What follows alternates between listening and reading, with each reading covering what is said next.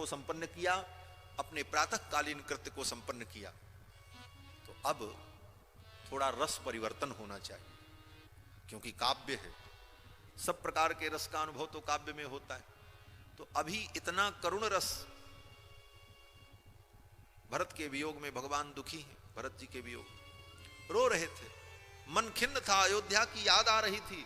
तो महर्षि वाल्मीकि ने कहा अब थोड़ा हास्य रस हो जाए, हास्य रस का प्रसंग आवे तो राम जी हंसे, थोड़ा थोड़ा खिलकारी मारे तो हंसेंगे तो इनका मन प्रसन्न हो जाएगा। और हास्य रस प्रकट हुआ।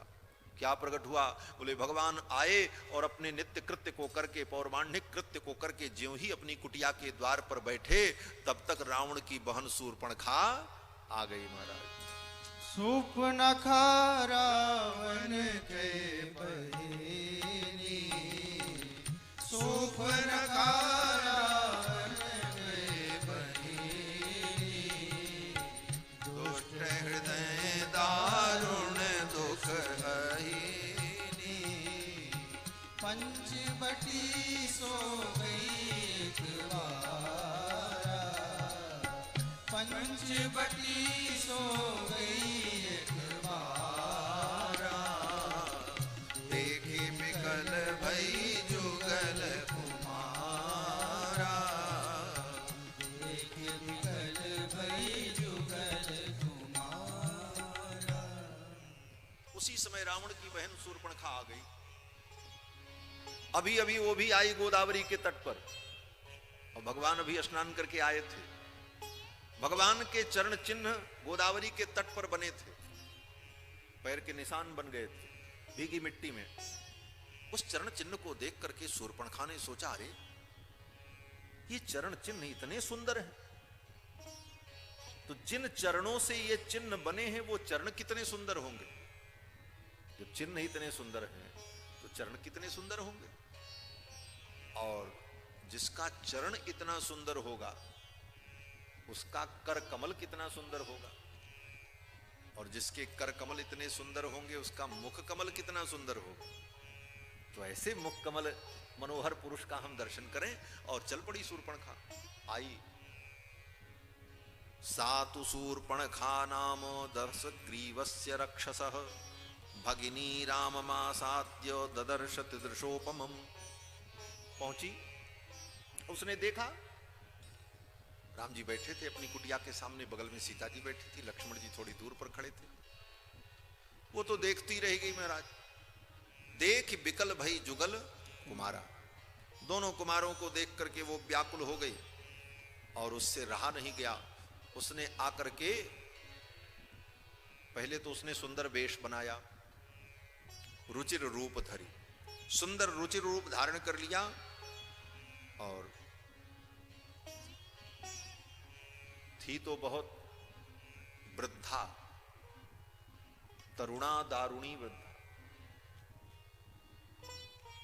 तरुणम दारुणी वृद्धा, दक्षिणम वाम भाषणी। महर्षि वाल्मीकि कहते हैं वो हजारों वर्ष की बुढ़िया, लेकिन माया के द्वारा सुंदर रूप बना करके सज करके आ गई और कहने लगी कि आप बड़े सुंदर हो, आज तक मैंने किसी पुरुष का वर्ण नहीं किया, आपको देख करके मेरा मन कुछ तैयार हुआ है, तो मैं सोचती हूं आपसे विवाह कर लूं। आपके जैसा पुरुष कोई नहीं होगा, मेरी जैसी कोई नारी नहीं होगी, ये संजोग विधाता ने बहुत सुंदर बनाया है, आप मुझसे विवाह कर लो। राम जी तो उसको देख करके हंसने लगे, बोले देखो इतनी दारुणा वृद्धा है और सज करके आई है ब्याह करने के लिए। भगवान को हंसी आ गई। ये शूर्पणखा का आगमन हास्य रस है, ये भगवान को हंसाने के लिए ही मानो ये लीला हो रही है। शूर्पणखा आई तो महर्षि वाल्मीकि ने और विस्तार कर दिया। महर्षि वाल्मीकि ने कहा देखो ये विवाह करने आई है, और विवाह में कन्या और वर के गुण धर्म जब मिलते हैं तभी विवाह होता है, तो लाओ थोड़ा कुंडली मिला लेते हैं। तो महर्षि वाल्मीकि ने दोनों की कुंडली मिलाना शुरू किया। महर्षि वाल्मीकि कहते हैं कि सुमुखम दुर्मुखी रामम, कहां भगवान श्री राम सुंदर मुख वाले और ये दुर्मुखी, इतना भयानक इसका मुख। वृत्त मध्यम महोदरी, राम जी का पेट बहुत पतला, पतली कमर, और इसका बोले वृत्त मध्यम महोदरी, इसका पेट मां बहुत बड़ा, महोदरी नगाड़ा जैसे पेट वाली। आ गई। कहते हैं विशालाक्षम विरूपाक्षी, राम जी के नेत्र कितने विशाल और कितने सुंदर हैं। और ये विशालाक्षी, बिल्ली जैसी आंख वाली, रात में चमकती हो जैसे उसमें वो रेडियम लगा हो, क्योंकि जैसे गाय होए के पशुओं के आंख पर टार्च मारो तो रात में चमकती है अंधेरे में, तो ये भी तो निशाचरी है, राक्षसी है, इसकी भी आंख ऐसे चमक रही थी। महर्षि वाल्मीकि कहते हैं विशालाक्षम विरूपाक्षी सुकेशम ताम्र मूर्धजा, और भगवान के केस इतने सुंदर, भगवान के बाल कितने सुंदर, और ये बोले ताम्र मूर्धजा, इसके केश कैसे हैं, बोले तांबे के समान, जैसे तांबे का तार हो मोटा मोटा, ऐसे ही केस इसके शूर्पणखा के, और तांबे के तार जैसे थे, और तांबे के रंग के भी थे, लाल रंग के, क्योंकि विदेशी थी ना, विदेशियों के बालों ऐसे होते हैं कुछ विचित्र टाइप के, तो लाल रंग के उसके बाल थे। और लाल रंग के बाल नहीं थे तो उसके सफेद बाल, क्योंकि आगे लंका कांड में वर्णन है कि राक्षसियों ने शूर्पणखा से कहा कि इस शूर्पणखा के कारण ही सारा अनर्थ हुआ है, राक्षसों का विनाश हुआ। तो उस समय राक्षसियों ने शूर्पणखा के विषय में कहा है कि बलनी श्वेत मूर्धजा, ये शूर्पणखा जो है इसके बाल सफेद हो गए, श्वेत मूर्धजा, और ये चली गई राम जी से विवाह करने के लिए, इसको शर्म नहीं आई, सफेद बाल वाली और चली गई विवाह करने, वहां तो ये लिखा है। लेकिन यहां पर अरण्य कांड में बोले ताम्र मूर्धजा, तांबे के रंग के इसके बाल हैं, बोले तांबे का रंग तो लाल होता है, तो इसका मतलब बोले अपने सफेद बालों को लाल कलर में रंग करके आई थी, यही ना हुआ, ये लाल कलर में रंग करके आई थी, कलर मेट वेट लगाया होगा और रंग करके आ गई। महर्षि वाल्मीकि कहते हैं कि न्याय वृत्तम सुदुर्वृत्ता प्रियम अप्रिय दर्शना, आई कहने लगी मुझसे विवाह कर लो, तो राम जी ने सीधे सीधे कह दिया कि भाई हम विवाह नहीं कर सकते, हमारी पत्नी तो हमारे साथ हैं, लक्ष्मण से पूछ लो।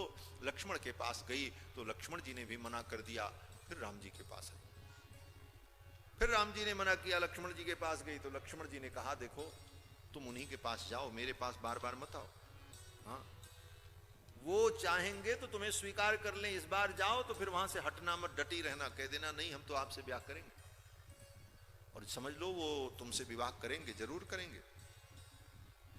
शूर्पणखा ने कहा कि उनके साथ जो उनकी पत्नी है उनके रहते मुझे नहीं स्वीकार करेंगे, तो लक्ष्मण जी ने उसको और प्रोत्साहन दिया।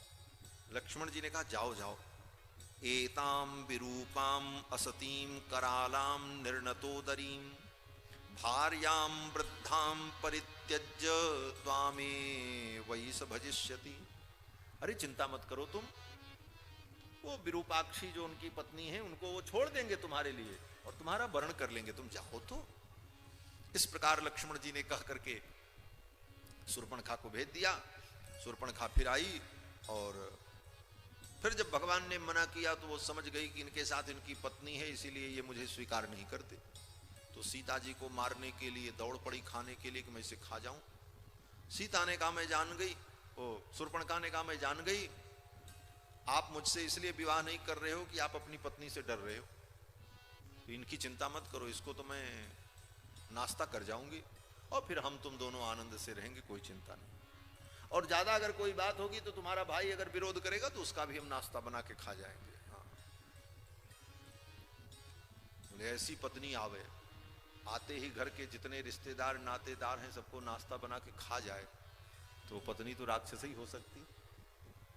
शूर्पणखा आई, शूर्पणखा ने कहा इनको तो मैं नाश्ता बना के खा जाऊंगा।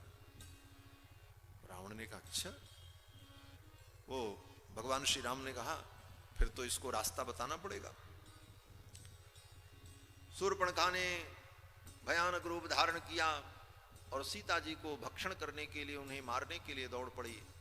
उसी समय भगवान ने लक्ष्मण को इशारा किया, इसका नाक कान काट लो। लक्ष्मण जी महाराज ने तलवार निकाली, उद्धृत्य खंगम चिच्छेद कर्णनासे महाबलः। लक्ष्मण जी ने अपने तलवार के द्वारा शूर्पणखा के नाक कान को काट लिया। नाक कान जब कट गया तो महाराज ननाद विविधान नादान यथा प्राविशितो यदः, यथा प्राविशितो यदः, जैसे वर्षा ऋतु में बादल गरजते हैं गड़गड़ गड़गड़, उसी प्रकार ननाद विविधान नादान, विभिन्न प्रकार के नाद करती हुई चिल्लाती हुई जंगल की ओर भाग गई, चली गई शूर्पणखा। और भगवान श्री राम ने लक्ष्मण से कहा, लक्ष्मण सावधान हो जाओ, अब असुरों से मुकाबला होगा। गोस्वामी जी महाराज कहते हैं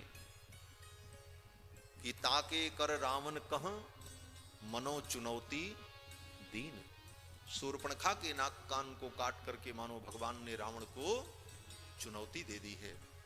और अब युद्ध के बिगुल बजेंगे।